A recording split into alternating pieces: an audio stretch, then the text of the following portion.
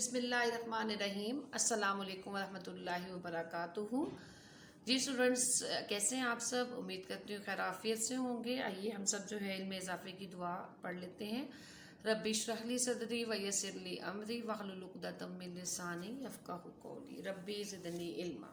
جی آج ہم اپنے لیکچر نمبر 13 کا آغاز کریں۔ جی طالبات، ہم چونکہ پڑھ رہے ہیں نظریہ پاکستان کا تاریخی پہلو، اور اس میں جو ہے ہم مختلف ہم نے پڑھا کہ آرگنائزیشنز یا مختلف جو ہیں دارالعلوم وہ کس طرح سے مختلف انداز میں جو ہے اپنی تعلیمی ادبی اور علمی خدمات فراہم کر رہے ہیں۔ اس میں سب سے پہلے ہم نے جو ہے تحریک علی گڑھ کی خدمات دیکھی۔ اب ہم جس ادارے کے بارے میں یا جس دارالعلوم کے بارے میں پڑھیں گے یہ ہے دارالعلوم دیوبند۔ آئیے ہم دیکھتے ہیں کہ اس انسٹیٹیوٹ نے یا اس دارالعلوم نے کس طرح سے مسلمانوں کی جو ہے وہ معاشرتی، سیاسی اور ادبی خدمت کی۔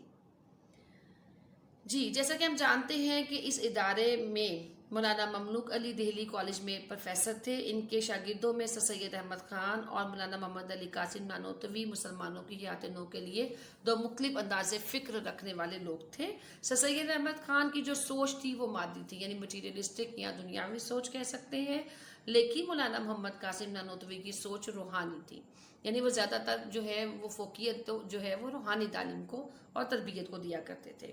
سر سید نے 1857 کی جنگ آزادی میں انگریزوں کی مدد کی تھی، اور مولانا محمد قاسم نانوتوی نے انگریزوں کے خلاف جنگ آزادی میں حصہ لیا۔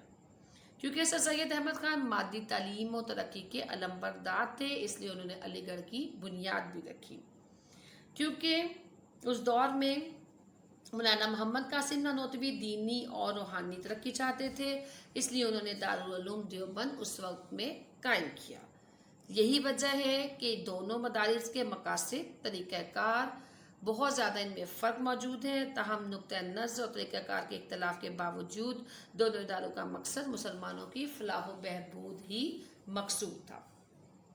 دارالعلوم دیوبند کا آغاز۔ اب ہم دیکھتے ہیں کہ آخر یہ ادارہ کیوں کر اور کس طرح سے قائم کیا گیا۔ دیوبند کی بنیاد دینی اور روحانی ترقی پر تھی۔ دارالعلوم دیوبند کا اصل نقشہ مولانا محمد قاسم نانوتوی کے ذہن کی پیداوار تھا، یعنی اس کو بنانے والے، اس کے روح رواں جو ہے مولانا محمد قاسم نانوتوی صاحب تھے۔ اس درسگاہ کے اصول و قواعد آپ ہی نے ہی مرتب کیے اور آپ ہی کے نام پر مدرسہ قاسم العلوم کہلایا۔ تاہم مدرسہ دیوبند کی ابتدا چھتہ مسجد میں 30 مئی 1867 کو ہوئی، اور اس کے بانیوں میں مولانا شبیر احمد عثمانی کے والد مولوی فضل الرحمان، شیخ الہند مولانا محمود الحسن کے والد مولوی ذوالفقار علی کے نام بڑے اہم ہیں۔ دارالعلوم دیوبند صوبہ یوپی کے ضلع سہارنپور کے قصبے دیوبند میں قائم ہوا۔ اس کے پہلے محتمم حاجی عابد حسین اور پہلے صدر مدرس محمد یعقوب تھے۔ دارالعلوم کا آغاز ایک استاد مولوی محمد محمود اور ایک شاگرد مولوی محمود الحسن سے ہوا، تاہم پہلے ہی سال میں طلباء کی تعداد 78 ہو گئی۔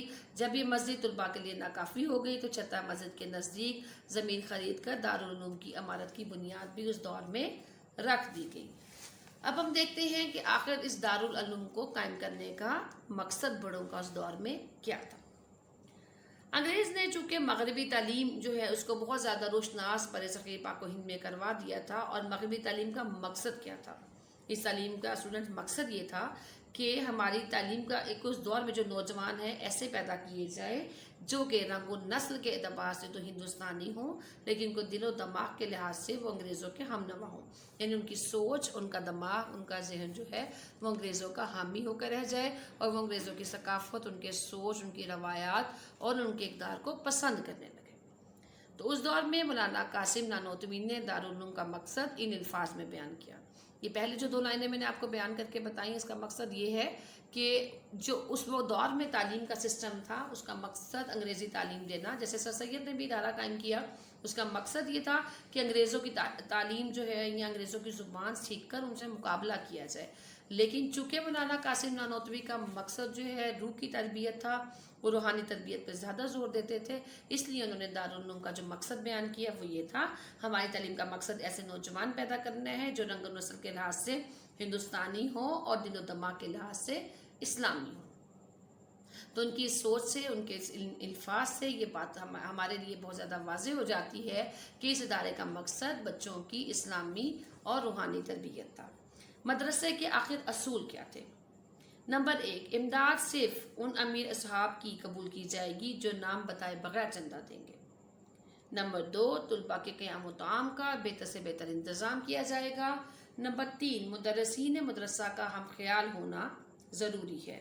مدرسے میں جو بھی پروگرام مرتب کیا جائے گا اسے ضرور پورا کیا جائے گا۔ نمبر 5، محتم کے جاری کردہ کام کو صرف مجلس شورا میں زیر بحث لایا جائے گا اور محتمم وقت مقررہ پر مدرسہ جائے اور اس کی ہر اجلاس میں شرکت ہونا بہت ضروری تھی۔ اب اس کے بعد یہ تو چند اصول تھے جو کہ مدرسے کو شروع کرنے سے پہلے قائم کیے گئے۔ اس کے بعد وقت یہ تھا کہ نصاب کا جو ہے وہ انتخاب کر لیا جاتا۔ مدرسے کا آخر نصاب کیسا تھا؟ مدرسے کے نصاب میں قرآن مجید، تفسیر، اصول تفسیر، اصول حدیث، فقہ، اصول فقہ، علم عقائد و کلام کے مضامین اس میں شامل تھے۔ مدرسے کی توسیع، جس طرح تحریک علی گڑھ نے ہندوستان میں علی گڑھ کی طرز پر ادارے قائم کیے، اسی طرح مولانا محمد قاسم نانوتوی نے دارالعلوم دیوبند کی طرز پر برصغیر میں مدرسوں کا جال بچھا دیا۔ برصغیر میں اس کے بعد ایسے 1000 مدرسے قائم ہوئے، اس میں دیوبند مدرسے کی روح موجود تھی۔ اس کے علاوہ جامعہ ملیہ نواکھلی اور قاسم العلوم مراد آباد دیوبند سے الحاق رکھتے تھے اور ان کا امتحان بھی ان کی نگرانی دیا جاتا۔ اس وقت دارالعلوم دیوبند کے 230 کمرے، 8 ہاسٹل اور 400 حجرے موجود تھے۔ مدرسے کے اساتذہ، دارالعلوم کو روز اول سے ہی ایسے اساتذہ میسر آئے جنہوں نے اس کے وقار میں روز بروز اضافہ کیا۔ جی اسٹوڈنٹس، آج کا لیکچر ہمارا یہیں تک اختتام کرتے ہیں ہم لوگ۔ انشاءاللہ اگلے لیکچر میں ہم مزید آگے جو ہیں اس مدرسے کے حوالے سے ہم لوگ یہ پڑھیں گے کہ کیا کیا خدمات جو ہیں مختلف مدرسین نے اپنے دور میں اس مدرسے کو سر انجام دی۔ انشاءاللہ اگلے لیکچر میں اسی کو کنٹینیو کریں گے۔ السلام علیکم ورحمۃ اللہ وبرکاتہ۔